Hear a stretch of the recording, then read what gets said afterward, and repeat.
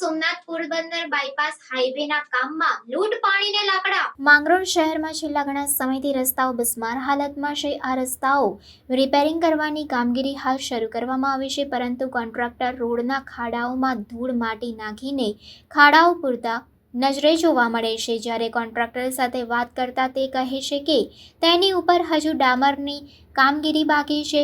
જો ધૂળ માટી નાખી ખાડાઓ પૂરીને ઉપર ડામર નાખે તો ફરી વખત એ જગ્યાએ ધૂળ માટી બેસી જવાથી ખાડાઓ પડવાની શક્યતા છે. જ્યારે એક જગ્યાએ સોસાયટીમાં જવાનો રસ્તો બંધ હોવાથી તેમાં સિમેન્ટથી ભરાઈ જોવા મળે છે. આ કામમાં લોટ પાણીને લાકડા જેવી પરિસ્થિતિ જોવા મળી રહી છે, જેને લઈને આ બાબતે ઉચ્ચ કક્ષાએથી તપાસ કરવામાં આવે તેવી માંગો ઉઠી છે.